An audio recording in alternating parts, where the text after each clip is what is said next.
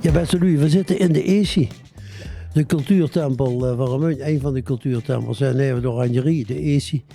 Afgelopen week was hier de receptie van de prins, de stadsvastelandsprins van de Nieuw, Jules. En toen was de ceremoniemeester.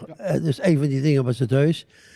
En toen was eigenlijk aanbevolen door een x-aantal vastelandsverenigingen in het kader van die activiteiten voor de optocht.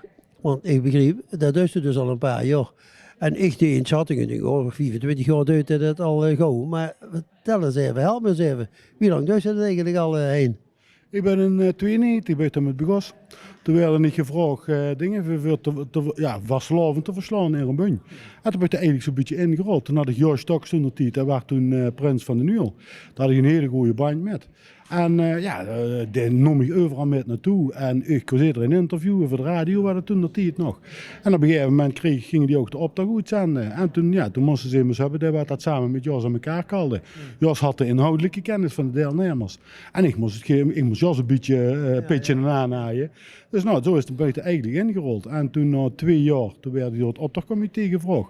Van, goh, vind je het niet leuk om eens met te komen werken? Ja, dat soort Thijs Bingen, allemaal van dat soort los. De legendarische. Ja, die zaten er allemaal in. En Nico Engels. Ja. Dus dat was los van dat leuk was om met die mensen te werken. Ja, dat was nog een slag genoeg. Ja. Met die vergaderingen, dat was meer putteren en joren dan gedaan was.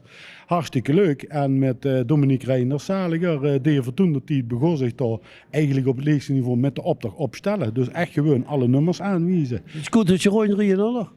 Nee, dat heb ik 2 jaar gedaan. Ja, we mochten 2 jaar met een scooter. Maar dat is al wat verderop in het traject. Dus zo ben ik er eigenlijk steeds verder ingerold. En op een gegeven moment, wie Thijs Bing vanwege gezondheidsredenen moest stoppen.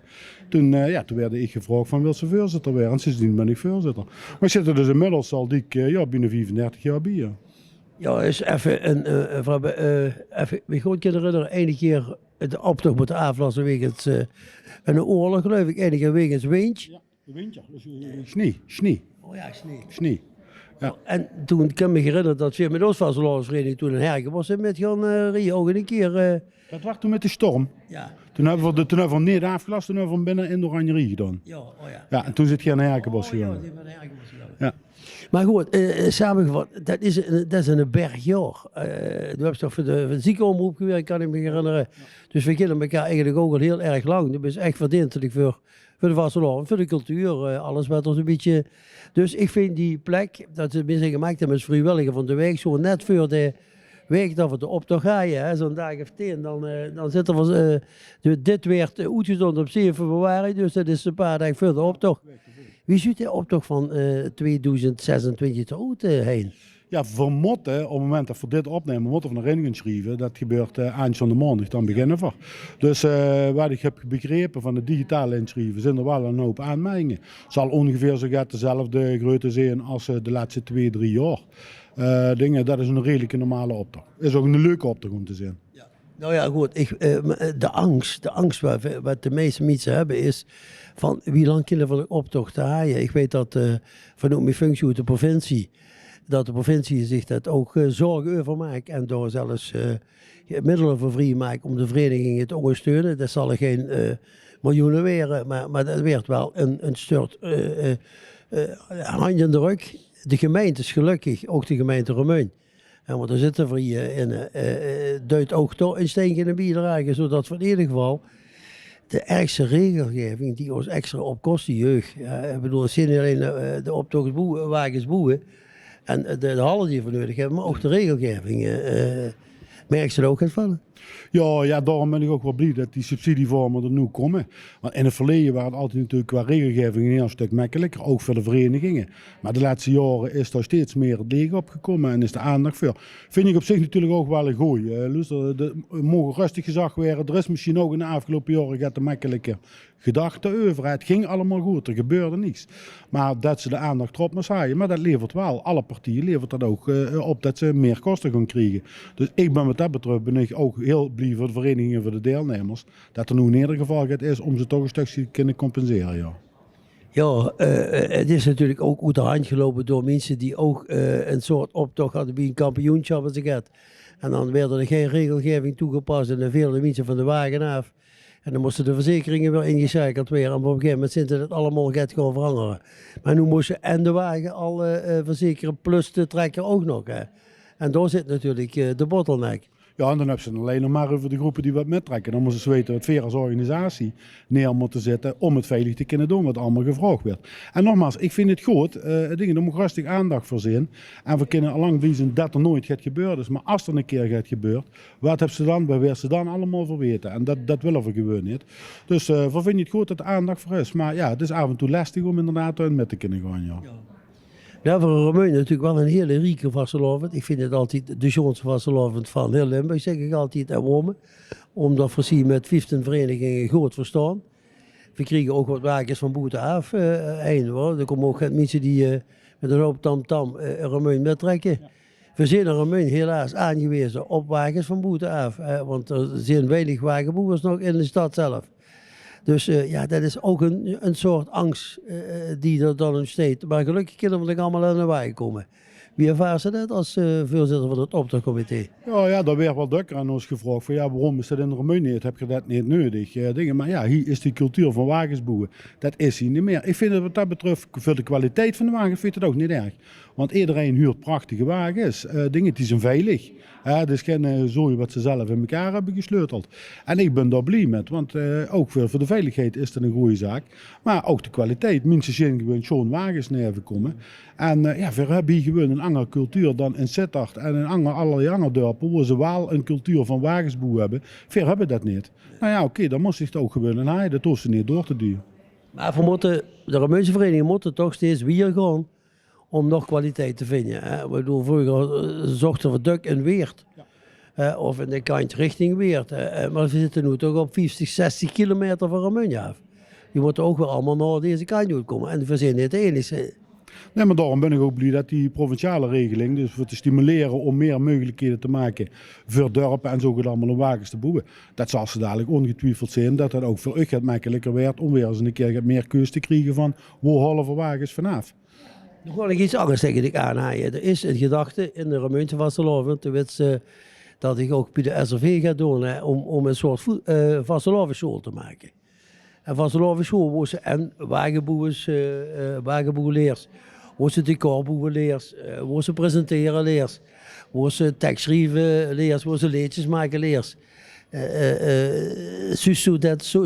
Zo gaat zitten op termijn. Ik zal dat een zeer welkome vernieuwing vinden.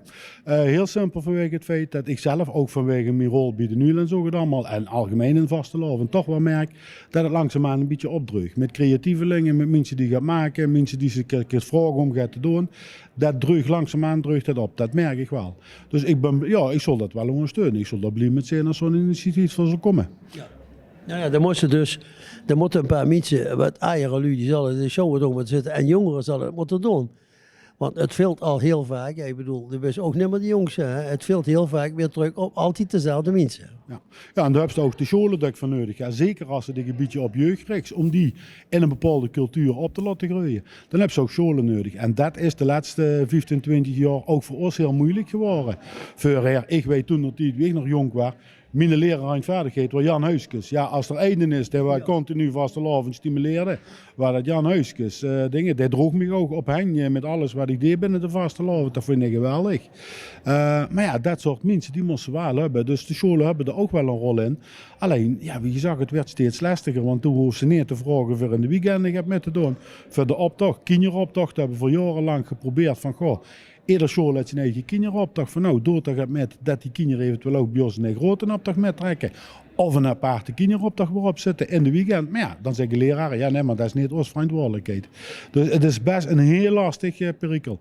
Ik weet dat de BCL, die hebben jaren geleden ooit een keer een lespakket gemaakt voor scholen. Ja, ik weet wie lastig dat was, omdat binnen de scholen dat er aandacht voor was. Dus ik vind het jammer en dan moet er een keer nog gekeken worden. Willen voor die cultuur behaaien, moet er stappen in gemaakt worden. Die lespakketten zitten, als speciaal bestuurder weet ik dat die lespakketten zijn er nog steeds.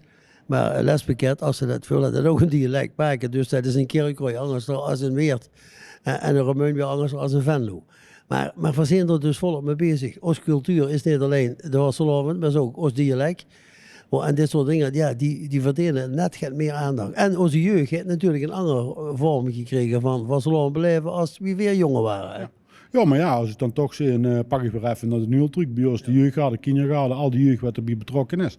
Ja, die vinden het toch wel leuk om ook gewoon die klassieke dingetjes met te maken. En tuurlijk, die zoeken zich haar eigen weg qua vernieuwing, de ups en gaaien als voorbeeld. Dat is ook goed. Maar ja, daar zit de optocht zit er nog net niet in. En die slaagt hem het wel eigenlijk te maken in de wereld. Goed. Ja, beste Lu, die spreekt er een vanuit de boek over de Vastelovend. Hij spreekt er een vanuit de boek over de cultuur heen. Wie lang is het nog vol? Je meent de bus heel even echt in een lapperman gezeten. Doe eens, maar de kinderen onze leven hier bedanken dat ze er nog best. Hè. Dat betekent voor heel veel u. Wie lang denkt het nog vol te kunnen rijden? Oh, ik wil me doorgaan totdat ik niet meer ken. Ik heb wel zo gehad van, na dit jaar, dan ga ik in ieder geval als voorzitter ga ik terugtreden bij het optochtcomité. Maar dan blijf ik wel even goed gewoon met al mijn kennis. En ook wat Jos vroeger had, zeg maar, die kennis van al die groepen. Ik ken allemaal die groep neven komen. Dat is in de die trek al 30, 40 jaar met. Ik ken zo'n oranje allemaal bij naam. Je weet wanneer met hen schrijven, daar vreug ik me nu al op. Dat is net een reunie. Dus ik vind het geweldig. En dat zal ik ook niet snel aan de kant zetten. Dat blijf ik doen. Ik zie het dan in prachtige prethuisjes. Dat ding ze Vastelovend en optocht. Blijf me denk. Geweldig. Mogen die namens alle Remeunse mensen die en Vastelovend vieren en door de Vastelovend optocht gewoon kijken. Alvast van harte danken. En daarover met een prachtige bosbloemen van Ummer. En die zit aan de statie, Remeun en een Weert. En natuurlijk een prachtig stuk vlei. Krummelenvei van heerschap. Dat kan ze ook zien.